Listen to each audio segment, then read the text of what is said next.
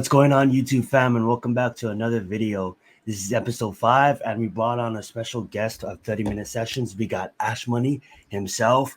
Now, he has 2 channels. He has a review channel where he reviews music and a bunch of different stuff, so you guys can go check him out there. Also, he has his sports channels. You guys can go check him out there. Now, both links will be down in the description below. What's going on, Ashmoney, and welcome to the show. What's going on? What's going on? Thank you for having me on. Oh, anytime. I really anytime. appreciate it. Yeah, like you said, I do have 2 channels. I also have a podcast. So you go check out, my stuff. Find his podcast is on Spotify. Go check him out there as well. And I'm sorry for interrupting you. No, you sure. Yeah, on all streaming platforms. I haven't done an episode in a while, but because I had school and stuff. But I'm getting back to that. All that stuff will be in the description of my videos if you do go check that out. But yeah, I appreciate you for having me on. I'm excited to get into what we're going to get into. Let's get it. Well, first off, I just want to address this. I don't want to get deeply into it, just because there's someone that lost her life. You know what I'm saying? Yeah, and it's just a touchy subject, but Henry Ruggs, he's facing a lot of charges right now. He's in Las Vegas's court. Just an update on that situation. He was going about 154 miles per hour, and just drinking and driving is just not good. I have a DUI. I have gotten a DUI in my past. And from that moment on, I chose to stay away from alcohol. Nothing's wrong with alcohol, but just make sure when you're drinking, that you have a designated driver, or you get yourself an Uber, because it's never worth the loss of a life. And you can go from on chilling with the homies, on feeling good, to next minute losing everything. And just let this, I know this sucks in a way because a life did get lost, but let this also again set the example why you shouldn't be drinking and driving. And shout out to the victim's family in this case. And I don't want to speak on it too much, but I just wanted to say those nice those words. And if you have anything to say on that, Ash. Yeah, he was going like 156, and they said he more than doubled the the amount of intoxicated, like his alcoholic blood. It was like 160 something. I'm reading it right now. Okay, so it was like the legal level was 0.08, and his alcohol level was 0.161. So, all right, sorry for those technical difficulties, fam. We're back. So we got the Giants who played the Chiefs. I just want to talk to you today. It's a game that we could have won, and even before we get into that, I have another question. At the post conference, we hear this stuff about the headsets. We hear this stuff about the communication. The NFL and us and the headsets haven't been working all year, and that's the reason why we had to use those 2 timeouts. So my question is, why is this the first time we're hearing about this in week 8, right? Why didn't we hear about this in the second week, the first week, the week it was actually happening? What's your thoughts on that? And to that, the NFL, they put out a statement, or somebody in the NFL put out a statement on that committee saying that they didn't find a problem with the headphones. So a lot of people are taking that as a lie from Joe Judge. It's a mess. I mean, Joe Judge, he just continues to say stuff, and it just makes him look bad. And it's kind of ironic how he could say all the right things at his introductory presser, and then it just keeps tumbling and tumbling down on a downward spiral. And to me, and then the thing about the Chiefs, it's not that we could have won. We really should have won that game too. Absolutely. And that's, to me, that's just a reflection on the culture that has been instilled into this franchise for years. When you continue to lose close games like this on and on, like if you lose a close game here and there, okay, but the Giants are always in these situations where they're down to the wire games, and they just can't pull it out. And that is to me, that's a reflection on coaching. You know, now with the Chiefs, I guess you could say that the referees helped them out a bit, but we saw it with the Shane Ximenez thing. I feel like that's another reflection on coaching as well and discipline. Say what you want, but earlier in the year, we lost off of that same type of penalty. Absolutely. People argue whether he was really People argue whether he was really offsides or not. But we lost earlier in the year to Washington on that Dexter Lawrence penalty on the field goal. So I just feel like we should know that we can't do that, especially at the end of games. Undisciplined Especially football. at the end of games. But yeah, I mean, good teams find out ways to win those games, and bad teams find out ways to lose those games. So just a summary. We have Penny excited that he finally caught the ball. Yeah. And then doing taunting for no reason, a lot of stupid plays in the fourth quarter that shouldn't have happened. A lot of stupid plays throughout the game, but really in crunch time, like you said it, the culture of this football team hasn't been good. We haven't been a football team that can solidly drive down and seal the game and consistently do it. You know what I'm saying? And when one side of the ball shows up, the other side don't show up. And then finally, when we got both sides showing up, they just don't show up altogether in the fourth quarter and some games. In this game, you had the defense show up, and then the offense didn't show up in the fourth. You know what I'm saying? And then you have those issues like, I just can't understand this whole why we'd even I get it, bring it up at a press conference, but at the end of the day, it's kind of like that should have been handled. You know what I'm saying? That should have already been handled. You shouldn't have to bring it up on a press conference. You know what I'm saying? Like that just looks more like an excuse than anything, if you ask me. And it's just it just sucks when we have the Chiefs in the position to win the game and we can't. That being said, it doesn't look like anyone's getting traded as far as this point, unless some breaking news comes out. But what do you think we had after this? Do you what position do you think our team is? And I know we talked on different streams. You was in the comments on different streams, but for me, I'm in a position where I want to kind of keep what we have, but I kind of want to tear down what we have, and I'm in the middle of both. I just kind of want to hear your thoughts on how you feel, and then maybe I can get into mine after that. It's been kind of weird because it's like after every week you're kind of going forward to keep losing, tearing everything down, and then last week against the Panthers, or 2 weeks ago against the Panthers, you're at trying to keep what you have because they win, and that's the thing with the Giants. They win some of these games at the end of the stretch, and I'm sure they probably will this season, and it'll make some people start to believe that we just need a couple more pieces, or we just have. I was just about to bring that up. Like I believe like that's the point, right? It's like if our offense was on the field, if we had some pieces on those lines, right? That's the point that's giving us as Giants fans hope. But then the other part of us is kind of like, well, we had hope since we won that last Super Bowl. It's been a jump for 9 years. You know what I'm saying? Yeah, and it's like I always hear it's like, well, we should be this record instead of this record. We should be 5 and what are we right now? We are 2-6. 2-6. Yes. So you lost to Denver.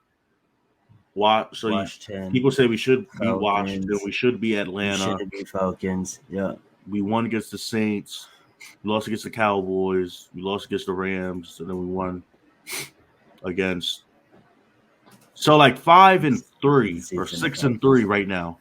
The Giants, we should be 6-3 6-3, or we should be the opposite of our record, which is 6-2. It is because even I say that. I say like if our defense showed up, we could have been that, but we said that last year. We said that last year. That last year, and we have years where we're over this past decade where we have been saying that, and it just gets tiring. The other one that we hear and we say a lot too is we just need a little bit. We just need a little bit more pieces, right? Yeah, we heard that a lot. So it's like it's the form of we didn't tear it down. Well, if in a sense since 2021, in a sense since we won the Super Bowl, we had 3 rebuilds here. But would you say that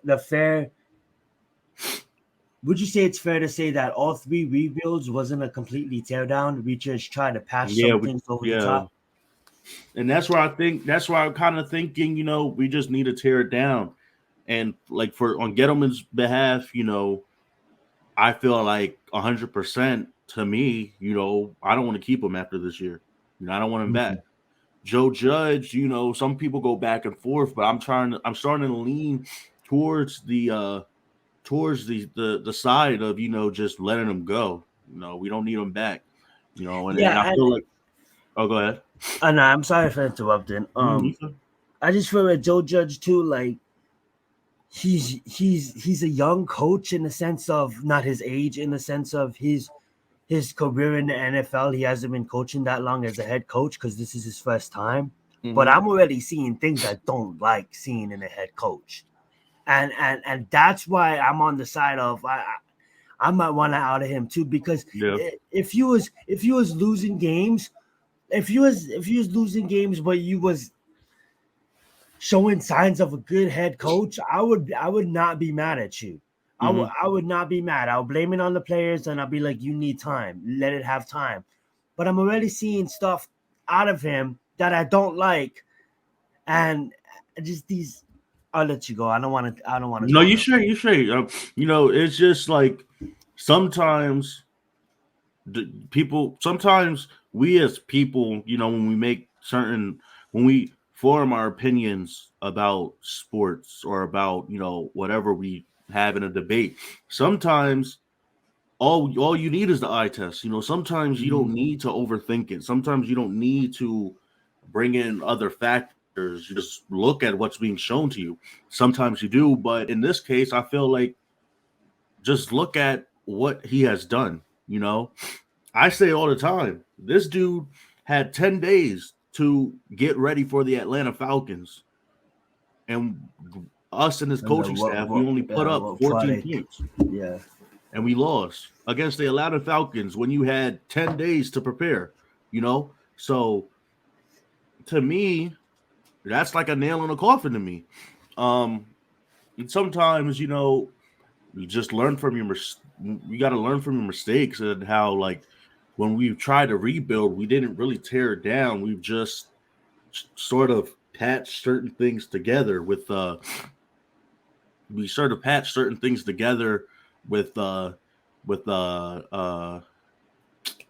agents.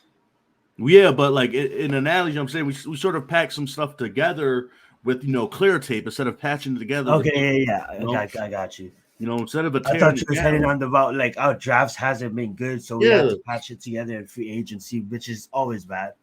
And with player development, and drafting, Gettleman is hit on his first round, his early picks, but after that, a lot of these guys have been developmental guys, and a lot of teams have been getting steals and players that are ready to play and are impactful in the third rounds and later on. And I know it's not a high probability to hit it on every single draft pick, but we're talking about guys like I have the list here. 2018, we drafted Saquon. We drafted Will Hernandez. We draft. Hold on, excuse me. I gotta sneeze. Oh my gosh. You can edit that out if you want. But... Oh yeah, you Gucci. You edit it. Yeah, but we drafted Saquon, Will Hernandez, Lorenzo Carter, B.J. Hill. In the fourth round, we drafted Kyle Oleta. and I don't really think we thought that he would ever be a franchise guy. And so to do that in the fourth round, instead of getting, trying to get somebody who in this that round we can use. you're Yeah. drafting death pieces and stuff like that.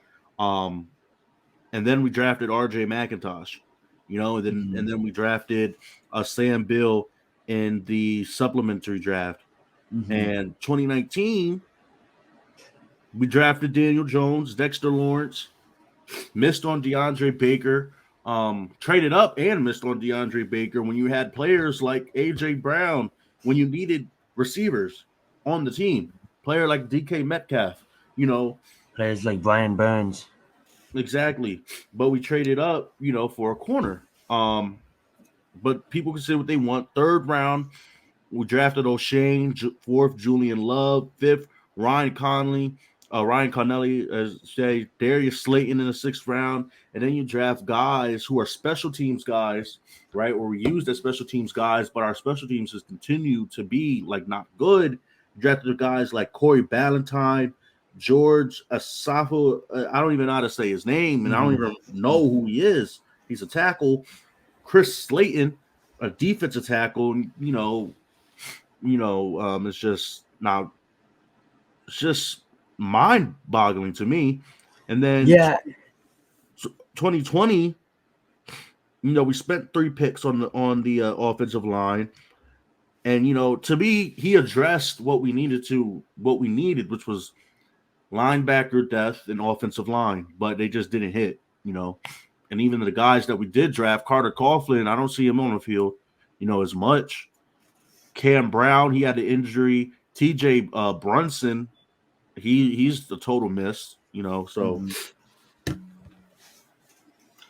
I know, I feel you, and I just think too. Also, in that, it's kind of like, if we're talking as a culture as whole, if we're talking from the Mara all the way down, we had seen, some, if not some, most of ownership have its hands in the business from that whole OBJ thing, and then from after that, we've seen Dave Gettleman come in, try to establish something with the offensive line, and clearly you just bet over all the draft picks, and Dallas had that good line. I know it's hard saying this because things differ in football, but the thing is, they took 3-4 years to build that offensive line. It was drafting guys in every single draft. When you just read over those draft picks, you read a year that we didn't even draft a single offensive line. Then you read a year that we drafted 3. Now, what's the chance of all 3 offensive lines starting? There's no progress in drafting an offensive line every single year until we have all studs on that line. And I get it. Certain years there might not be certain players, and I get it. We have could you say that, Zion, when we have Blakely and when we have Daniel Jones? But I'm talking about round 2, round 3, round 4. Yeah. You know what I'm saying? I'm talking about round 5. Instead of loading up on, okay, yeah, I get it. We need offensive line, so you load up on one draft offensive line, and then the next draft you load up on cornerbacks. Yeah. And we don't. It's like my whole excuse off season was I trust this coaching staff because clearly they know what I know. They know Ray know more Ray than I do. I don't know why I just choked like that, but you know what I'm saying. It's the matter of the fact that if you believe that you don't need to draft any offensive lineman this draft, then your team better come out blocking week 1. Because all offseason I was like, I believe in this coaching staff, and then you come out and Nate Soldier looks like that, and we playing like that, and Nick Gates goes out and it looks like the end of the world. Something's wrong here. And then don't tell me that this team does not have talent. This team has talent. And if the talent is clearly not showing up, what does that come down to? Does that come down to the players? Or does that come down to the coaching? Ain't it the coaching that needs to get the players ready to play? So if the players are underperforming, how are we gonna play? How are we gonna blame the players if the players are underperforming? So it's a mixture of everything. And I know a lot of people want to be excited because we put up a fight against the Chiefs, but how can we be excited when we clearly had the game in the fourth and we couldn't get it done? Mm-hmm. And if he was to get rid of Dave Gettleman and get rid of Judge and start over, we're 2-6. How worse can we possibly be? Yeah. Well, the New York Giants obviously were not the Detroit Lions. Obviously, we're always gonna have a win, and I may have jinxed us, but we're always gonna get a win. Well, we're that kind of team. But 2-6, and don't tell me, whoa, Zion, look at the Saints. Look at the Saints. I'm like, if the Saints had an off game, they didn't pass it to Alvin Kamara. And guess what? The last time I checked, the Saints didn't have the who's who on receiver. I say that multiple times. So just because the Saints are showing up, they're a good team. Because you know why? They didn't take a loss. They took a lesson. And they came back from that lesson. Mm-hmm. We don't take lessons. Our teams take losses. We don't learn from our losses. The Saints, they lost to us. And you know what they said? They said, fuck that. And they turn around and they win. Now they're winning. And they never lost since. Mm-hmm. And they're beating good teams. So it's kind of like, I know that was a rant, but I thought that was needed. And I was you fine. I mean, it's a lot of stuff that people could say, and it's just like, if you rebuild, you're just gonna tear it down. And probably they need it because like everything is a mess right now. Like we have players that are getting hurt constantly. That brings questions up to the medical staff. Mm-hmm. We have late round draft picks who have shown good promise, but they never develop into what we think they are. That comes at player evaluation, player personnel, and we just haven't been able to evaluate talent, and that has been a problem that's been going on for years. And I feared this, that, when we let go of Coughlin, we're going to get into this never-ending cycle of coaches, and it looks like it, but, say we get rid of Judge, and my candidate is Leslie Frazier because he played on the 1985 Bears. I think the Giants need a defensive kind of minded head coach. I get it why other people would say, why people would say we want an offensive minded head coach, but I just look at Leslie Frazier. He was in a bad situation with the Vikings. You can't expect someone to win with a bad situation. It's kind of like Josh Rosen going to the Cardinals, with a bad offensive line and just not even getting the chance. But anyhow, he's a bad resume with the Vikings, but it was a bad situation. He's been with the Buffalo Bills now, I believe, for 5-6 years, and you see the turning around of that franchise. I look at someone like him that when you read about him online, you read players talk about him. He's a loving coach. He's not scared to show emotion. He's not scared to tell a player how much he feels about that player, how special they can be. But at the end of the day, he's not going to lie to them, and it looks like he's a good developer. Like he tends to have good trust with his players he coached for. His players he coached and the players that coached under him, and now being the defensive coordinator for the Bills for the last 5-6 seasons, you've seen the turnaround of that defense. So that's a long history in the NFL, and I think if he was to give him the opportunity, if he would want it, of another head coaching chance, why not it be a team like the Giants? I know a lot of people like Don Martindale. Shout out Big Pat. He's a big fan of Don Martindale. And a lot of people like this is another coach that I'm not even blanking on right now. But what's your thoughts if Buffalo Bills offensive coordinator, but a lot of people like him. If he was to move past Joe Judge, if you have anybody in mind right now that you would want to go straight to, or if not a person in mind, is there any kind of head coach type architect that you would want to go to? I don't have anybody that like right now I'm like, you know what, that's the guy that we need as our head coach. Not right now. I still got to do my research, but there are a couple people Really, Bill Belichick's another one. Sorry, Bill Belichick. yeah. Shout out to the Miz. If Bill Belichick comes in, he plays head coach and GM. That's another one. But yeah, sorry as well. No, you're fine. But I feel like the Giants need somebody that is going to, like let John Mara know that they're going to run the team how they want to. Now I don't know exactly who that is, but I do feel like we need somebody with some experience. Granted that our last 3 head coaches don't have any experience as being a head coach except for Pat Shurmur. But he barely had experience. To me, some dudes that I've just been hearing a lot of talk about, like by fans. Of course, Pat with I forgot his name, but the dude from Baltimore. Some Giants fans want Eric. They want Eric, huh? Yeah, but to me, I don't really. Maybe I'm wrong about him, but to me, I just feel like that his success is mostly because of Andy Reid. Some people want Joe Brady. I was a fan of Joe Brady, but I've seen what the Panthers have turned to without without Christian McCaffrey in their game, and to not have your offense, performing. That's a no-no for me. So I'm out on Joe Brady. Some people would want what's his name? I actually heard somebody, I don't know whose stream it was, but somebody had an idea about Mike Tomlin if he were to step away from the Steelers job, or he would get fired. I don't think he would get fired, but that's just a thought.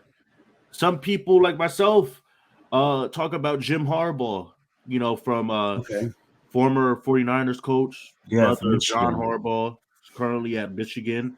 I've said that just as an idea because Jim Harbaugh has some experience. He's taken his team to the Super Bowl. He's been in the playoffs multiple times. He has underperformed at Michigan, but some NFL coaches don't like coaching in college, so that's just somebody to just keep in mind. And in terms of like philosophy, I feel like the Giants could benefit from both offensive or defensive coach but first, if you need to have an offensive coach, you need to have somebody that can control the locker room. You don't need somebody who has a great scheme like Pat Shurmur or Ben McAdoo, where their offenses are great, but they just can't take it to the next level and being a head coach and don't have that that control over their team. And then some defensive guys don't really pan out, you know.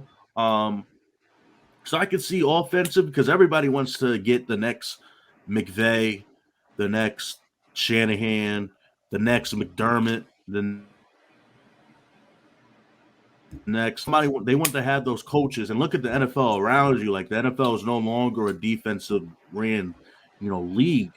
I always say, the defense wins you championships, but the offense is going to have to get you there. So that's just a quick little thought. And the NFL is becoming more of a offensive based league. And the one thing that the Giants lack and have been lacking for years, even when Odell was on the field, when we had Odell, and we still couldn't really score that many points, was offense. So it could go either way for me, but I still got to do some of my research on these coaching candidates. So, yeah. Absolutely. And I know there's some Giants fans out there that want to keep it intact. And, there's part of me that I want to too. But, it just sucks when, we have a franchise that's capable of being great and we're just being let down. And it sucks coming on these streams and stuff and talking like this. We would want to talk about the Giants mainly. We'll want to talk about, the future of the Giants. But sometimes, we get talking about coaches and stuff like that. So hopefully, we can we can go in there. And last question for today.